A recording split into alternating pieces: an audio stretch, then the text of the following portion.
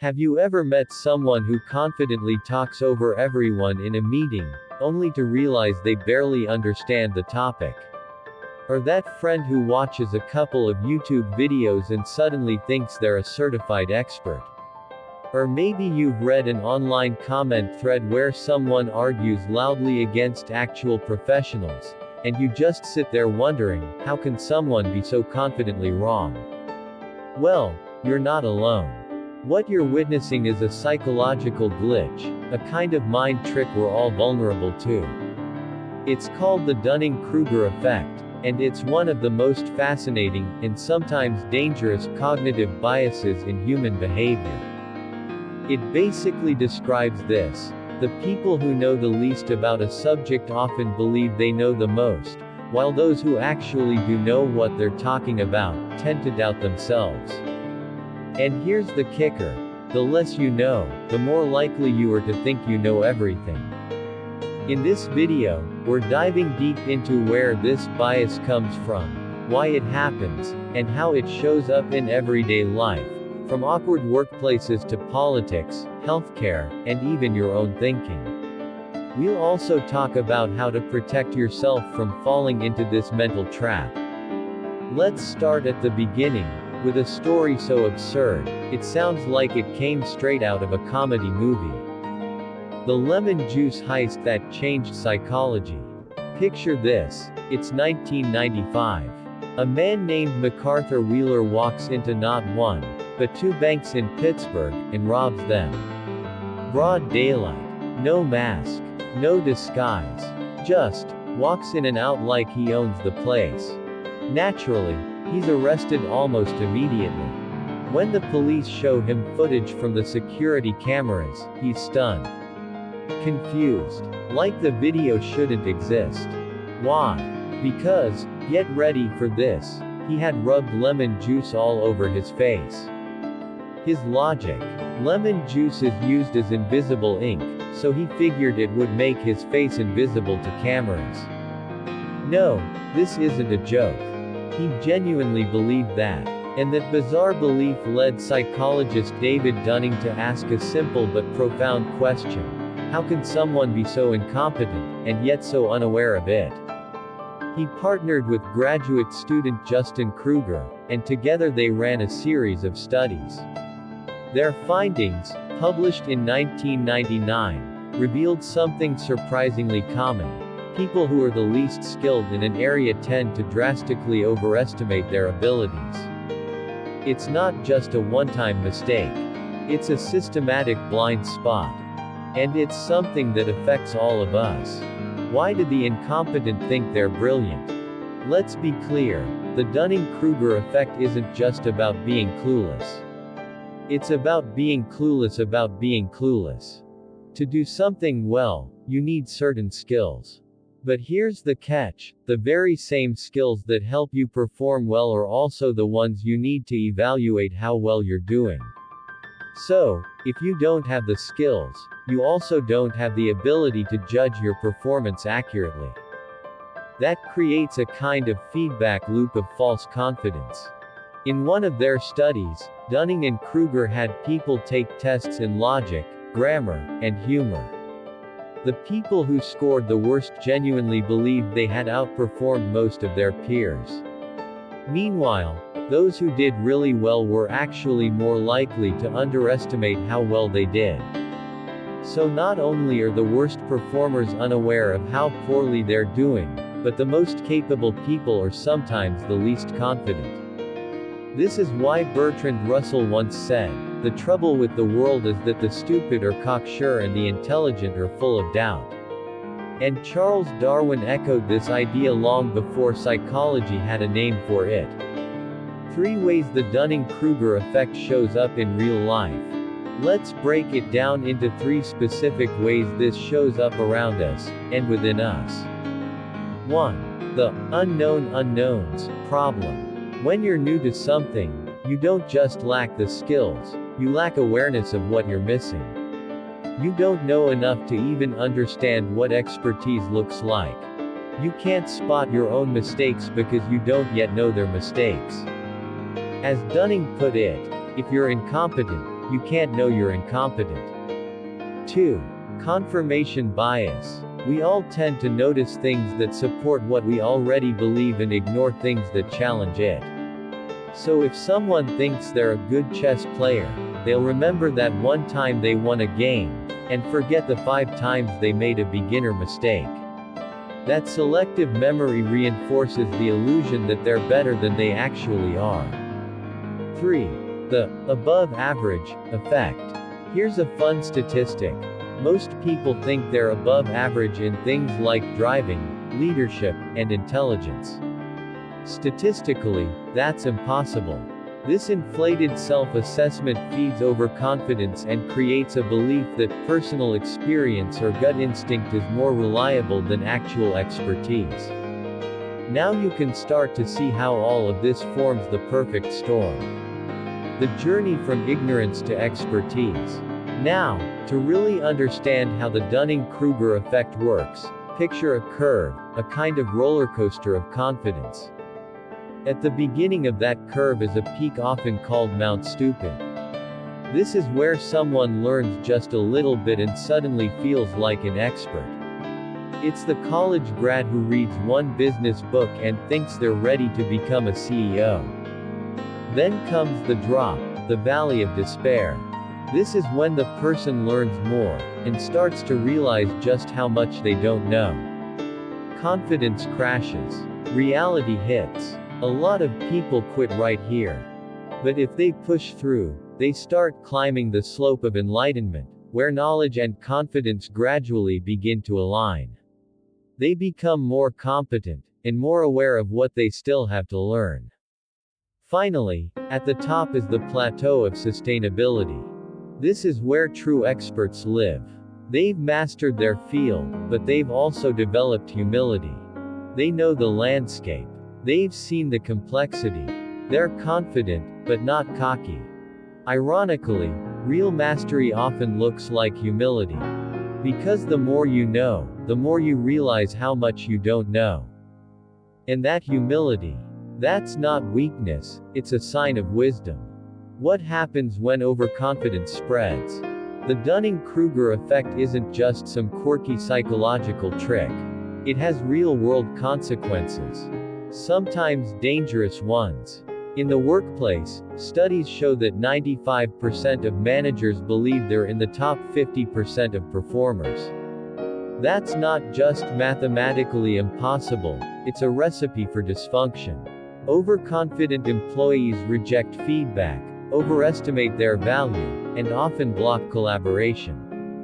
In healthcare, overconfidence can be deadly.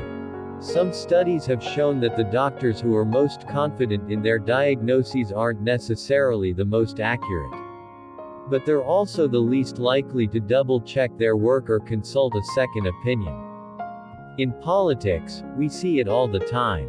The people with the least understanding of complex issues are often the most vocal and the most certain. From climate change to economic policy, it's often the least informed who shout the loudest. And where does all this get amplified? Social media. It's the perfect storm for Dunning-Kruger to thrive. Let's talk about where this psychological trap really thrives, the modern digital world. Specifically, social media. Social media is like fertilizer for the Dunning-Kruger effect. It takes that little seed of overconfidence and waters it with likes, shares, and retweets. Suddenly, everyone's an expert. Everyone has an audience. Everyone has a platform. And here's the problem. These platforms don't reward accuracy, they reward certainty. The internet is loud. And in a world where nuanced, thoughtful conversation gets drowned out, the loudest voice often wins, even if that voice is misinformed. Algorithms boost content that sparks emotion and engagement, not critical thinking. So someone who oversimplifies a complex topic into a snappy, confident soundbite, they'll probably go viral. Meanwhile, actual experts, who might say, "It depends," or, "This is a complex issue," get buried under the noise. And that leads to a real crisis of expertise. People don't know who to trust anymore, because every opinion is presented with the same level of confidence. And if you're not paying attention, you might start confusing confidence with competence. But the problem isn't just online, it's cultural too. How culture shapes confidence. Believe it or not, the Dunning-Kruger effect doesn't look the same everywhere.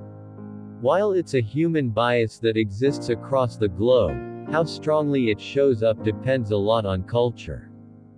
In Western societies, especially in the United States, there's a heavy emphasis on self-esteem, personal branding, and the idea that confidence leads to success. People are encouraged to speak up, assert themselves, and project certainty, even when they're not totally sure. That can be empowering, but it can also be misleading. In contrast, many East Asian cultures emphasize humility, self-improvement, and not overstating your abilities. In Japan, for example, students tend to rate their own performance lower than their actual abilities. That's almost the opposite pattern of what Dunning and Kruger observed in the US. And that's important, because it shows that while the bias is universal, it's not fixed. How we raise people, what we value, and how we reward behavior can influence how much this effect takes hold in our everyday lives. So, how do you escape the Dunning-Kruger trap? Here's the good news. Just because we're all susceptible to this doesn't mean we're doomed by it. There are specific ways to outsmart this bias and develop true confidence, one that's grounded in competence and self-awareness. Let's walk through some of the most important strategies. 1. Seek feedback, and actually listen to it. This one's hard. Most of us don't enjoy hearing criticism, especially if we're already feeling insecure. But feedback, especially from people who know what they're doing, is one of the most powerful tools for growth. Don't just collect opinions from friends who'll tell you what you want to hear. Look for honest critiques from people more experienced than you. And when they point something out, resist the urge to get defensive. Try to see it as a gift, because it is. 2. Practice deliberately. Here's something most people misunderstand. Just doing something over and over doesn't automatically make you better at it. To improve, you need deliberate practice. That means identifying your weak spots, challenging yourself, and actively seeking ways to improve. It means stepping outside your comfort zone, and sometimes feeling like you're getting worse before you get better. It also helps to track your progress and ask others to evaluate your performance. Because without outside input, it's easy to slip back into false confidence. 3. Cultivate intellectual humility. There's a difference between humility and self-doubt.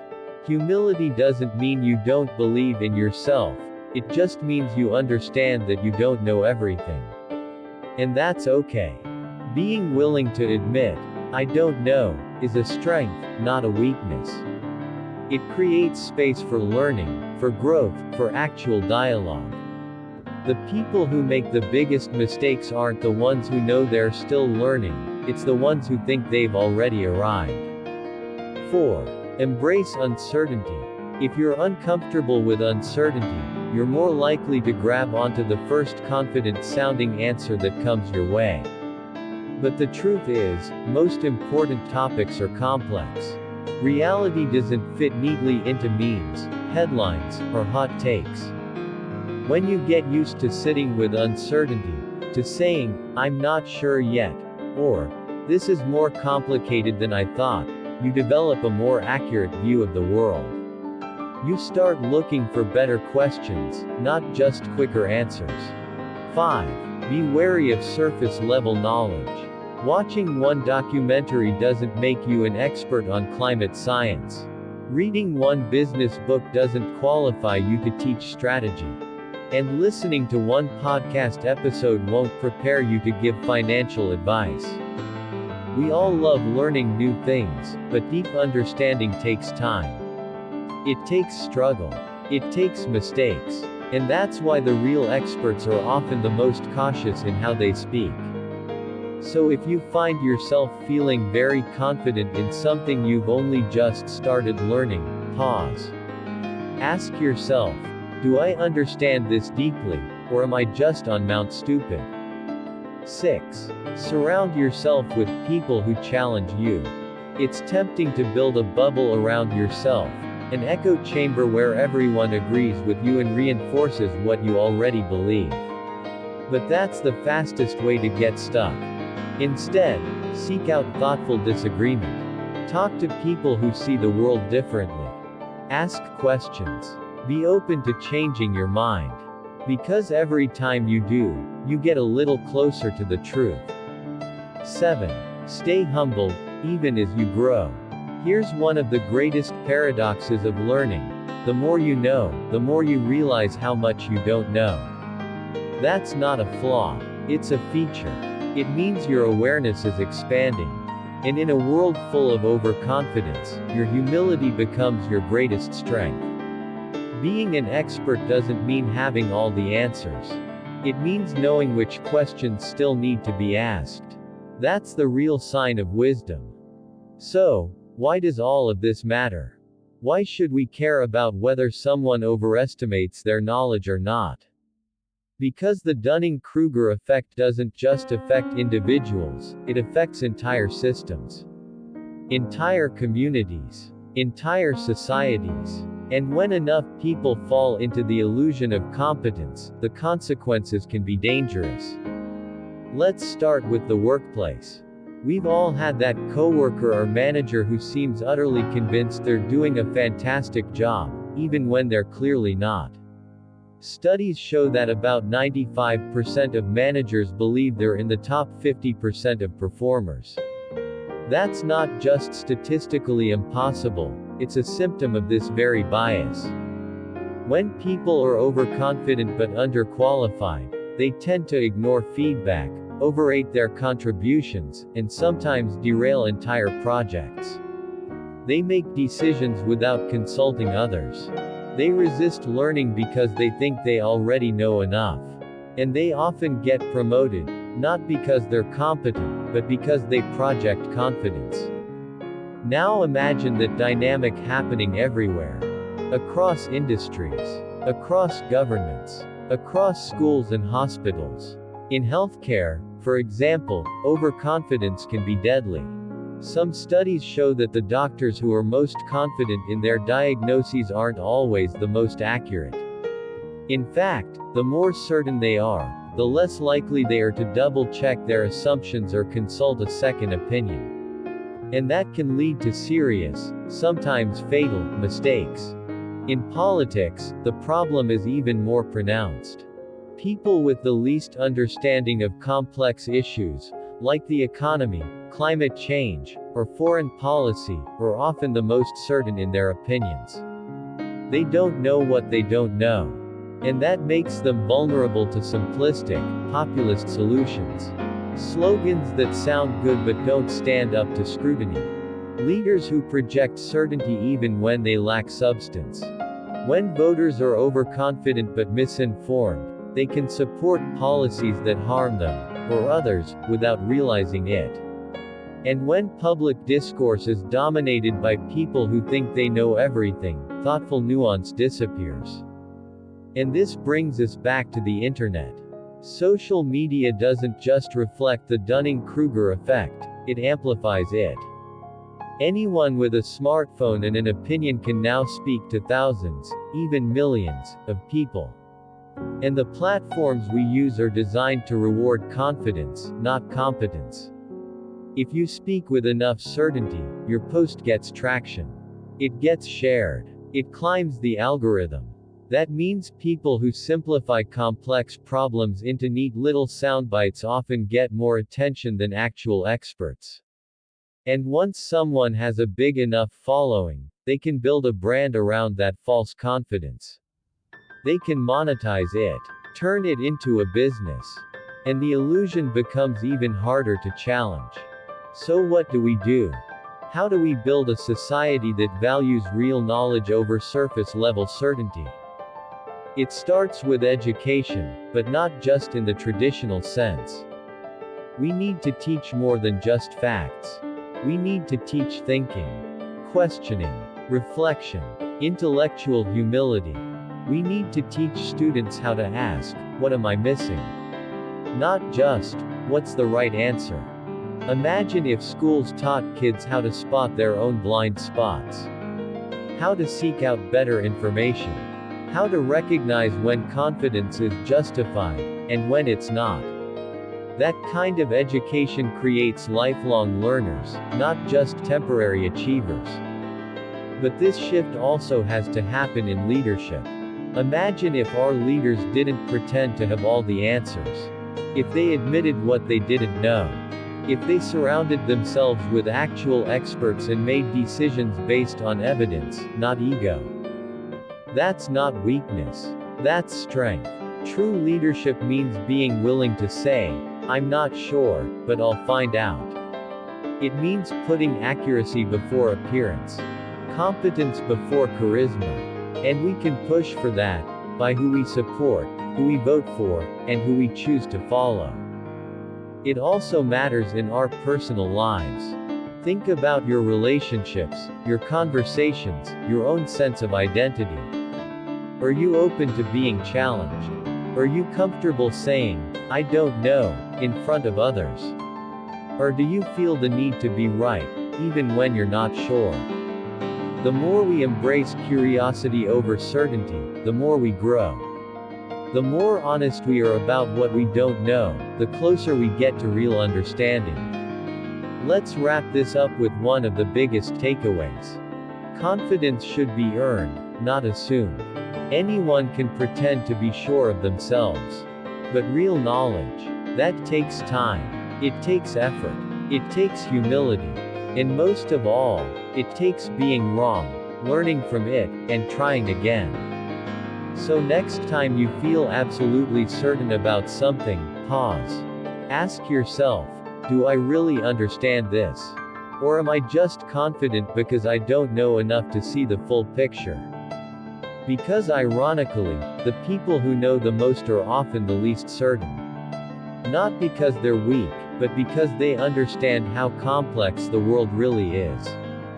That's the paradox of wisdom. And if we can all learn to sit with that paradox, to lean into the discomfort of not knowing, we become not only smarter individuals, but a wiser, more resilient society. Thanks for watching. If you found value in this video, hit that like button, share it with someone who might need to hear it, and subscribe for more content that challenges the way we think. Stay curious, stay humble, and keep learning. Cheers.